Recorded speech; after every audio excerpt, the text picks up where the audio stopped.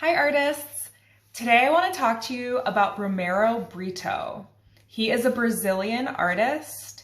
He is a painter and a sculptor, and he creates really vibrant, fun, and colorful works of art. He is a living artist. Right now he lives in Miami, Florida, and he's 56 years old, and his work is very upbeat and colorful and energetic and really fun.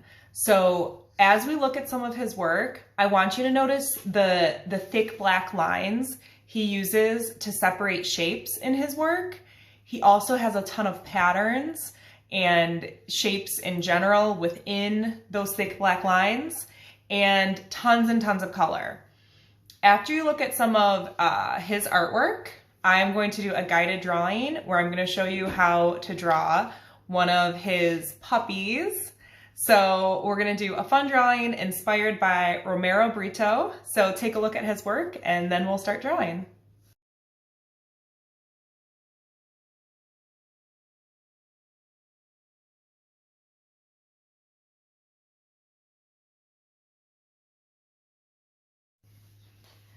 So to draw a Romero Britto puppy, all you need is a piece of paper. I have construction paper at home, so for this I thought it'd be fun to use green, but you can absolutely use white. You know, anything you have on hand is great. And then his black lines are really important, so I'm going to be using a Sharpie, but if you want to start in pencil, you can do that first and then go over it with a black marker or black crayon. Just something to make those lines nice and dark and bold. And then you're just gonna need something to color it in. I have a set of markers that I'm gonna be using, but again, you can use crayons, anything you have at home. Now here is an example of one I already drew. And you can see I used a pink background, so then I stuck to colors that would fit within that family. So you see like shades of pink, red, blue, and even some areas of purple. But I stuck to a color scheme and just within, just stuck to those specific colors. So I would suggest doing that. So for my green paper, I'm gonna do shades of green and blue and things like that, but we'll get to that in just a second. So the first thing we wanna do is we're gonna start by drawing the puppy's head.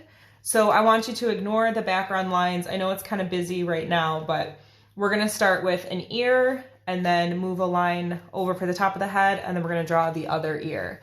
So let's start with that. So I'm gonna get my Sharpie ready, and I'm gonna start with an ear shape for my puppy.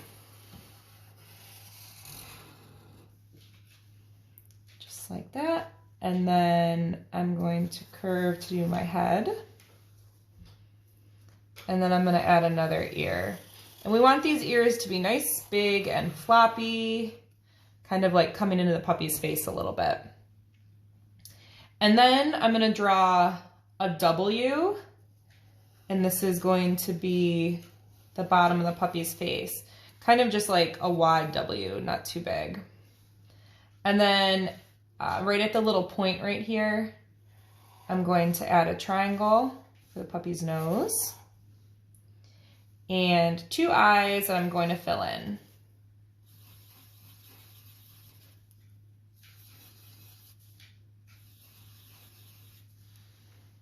Okay, so take a second, make sure you have your head done, and then we're gonna start to move on to the body. So for the body, we're gonna start with just a straight line coming down from the puppy's nose. So I'm gonna go right here and do a straight line down. And then we're gonna do the first little paw. So it's kind of like two curved lines and bring it up. And then a line is gonna come straight down here. So as you can see, this paw is already a little bit skinnier than this paw and my pink one, but you know, that's okay, that's part of it. They're all gonna be kind of different, but that's what makes it fun.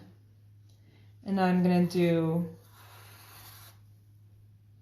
my other leg. These are the puppy's front legs. And then we're gonna add these, his hind legs, the back legs, like the puppy is sitting down. So back here, it's just gonna be kind of a curved shape. And then a line in like that. His back legs, I'm gonna do the same thing on the other side. All right, and that is the shape of our puppy. So from here, I'm just gonna add some dividing lines, and that is going to separate, and we're gonna add in all the shapes. I like to leave the face plain, but that's up to you. You can kind of, if you wanna add lines. And we'll add 2 here, and you can add the lines wherever you want, but just remember, wherever you do add lines, you're going to need to put a shape within the separating areas.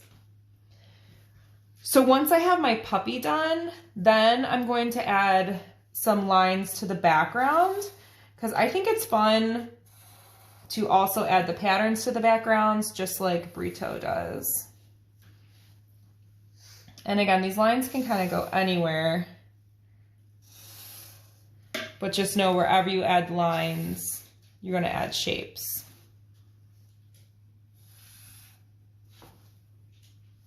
I add one more.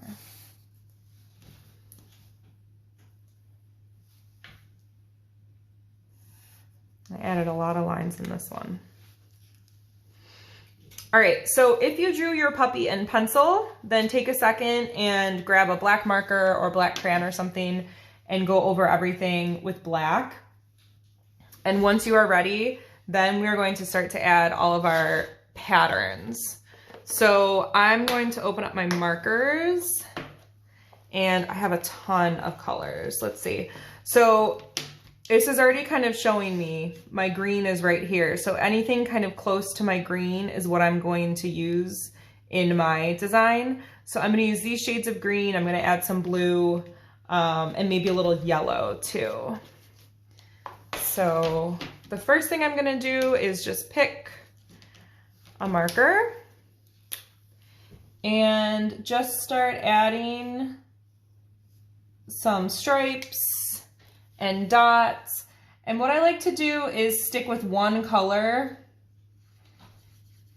and kind of bounce around the whole composition instead of like picking up a crayon, putting it away, picking it up, putting it away. So you can kind of just like use one marker in that specific color for a little bit and then keep moving on.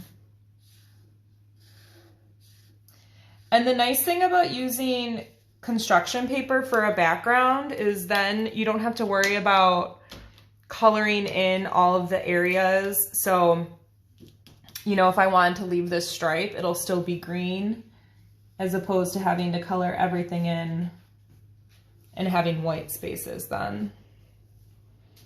I'll do some lines. Maybe some hearts over here. And this is really the fun part because you can come up with any designs that you like and just fill it in. So I'm going to keep going and then I'll come back to show you the final product. Okay, and here's my finished puppy inspired by Romero Britto. And like I said, this project can be done using really any color background as long as you have a dark black Sharpie or crayon or something like that. And then the fun part comes in where you just totally fill it in with all of these shapes and designs and patterns. So if you give this a try at home, please take a picture and send it to me. I would love to see it either on Class Dojo or Google Classroom, or you can email it right to me. So I hope you give this a try and we'll talk soon.